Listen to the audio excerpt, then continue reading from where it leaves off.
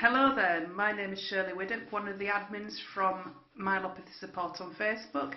Welcome to our second edition of Ask the Health Professional.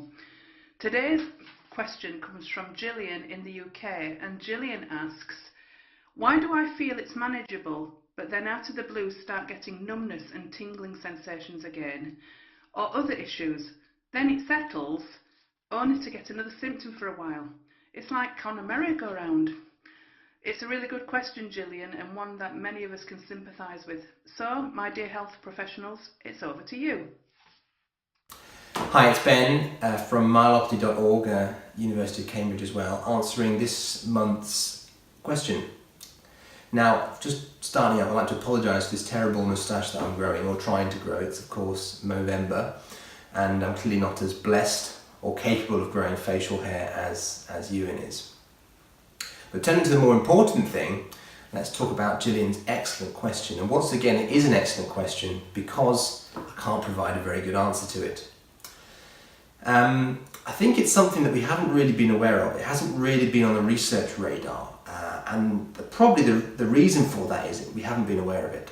And that's not to say we should excuse that. But the problem we've had clinically is that we only see patients for a snapshot with big intervals in between, let's say 3 months, 6 months, and that's only a snapshot assessment, so we're not really able to detect variation in symptoms. And also the problem with the assessment tools that we have is that they don't detect subtle changes. They can give you a big difference, but they won't show small differences. And this idea of symptom variation, or sort of fluctuation if you like, only really cropped up when we started talking to you guys, particularly at the Myelopathy Day last year in 2016. So at the end of the day, I'm going to share some thoughts on this, but I haven't really got a perfect answer for you. Now, there seems to be two profiles, if you like. We've got the profile that Gillian's describing, which is this idea that things can go on for days, weeks, months before they start to get better, and then something else comes on.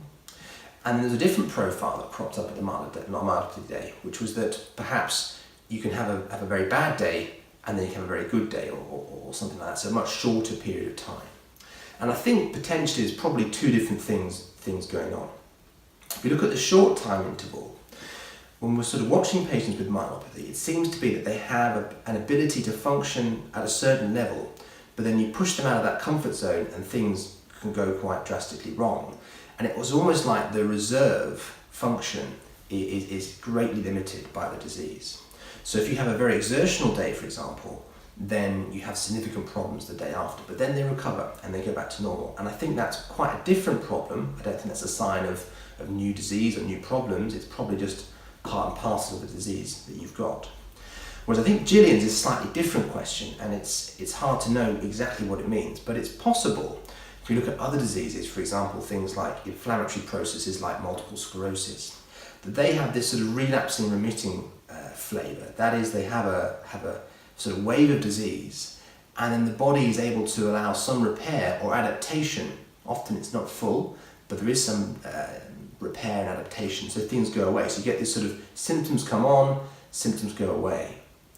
And that may explain some of Gillian's description there. But of course, what does that mean? It's hard to know. Does that mean the disease is active? Does it mean that it's stable? Don't know at this stage. But we have been listening, and we're very shortly going to announce our next study in combination with Myelopathy.org and the University of Cambridge, because since that Myelopathy Day, we've been trying to find a way that we could try and work on this symptom variability, because we are trying to listen to you guys. And what we've come up with is a simple app on the smartphone, or indeed a smartwatch or tablet, whatever you prefer. You download it, obviously totally voluntary if you want to participate. And what it's going to be doing is it's going to be asking you to do a few things, but mostly it's going to be doing things in the background. It'll be monitoring how well you're typing, monitoring your walking, monitoring the pocket periodically. And all of that is to try and allow us to provide a constant monitoring of your myelopathy, so we can try and detect these variations. And from some of the information you will additionally give, if you participate, we'll try and understand what throws things off, what starts to make things go wrong, if we can. And that's the ambition. So, Gillian, I'm sorry I haven't got a perfect answer to your question, but don't worry, we are listening. and we're working on it.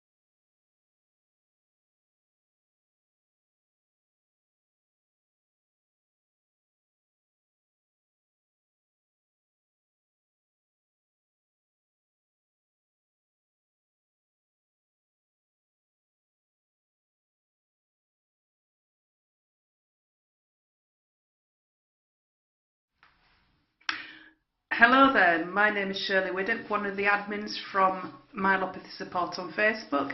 Welcome to our second edition of Ask the Health Professional. Today's question comes from Gillian in the UK, and Gillian asks, why do I feel it's manageable, but then out of the blue start getting numbness and tingling sensations again? or other issues, then it settles, only to get another symptom for a while. It's like on a merry-go-round. It's a really good question, Gillian, and one that many of us can sympathise with. So, my dear health professionals, it's over to you.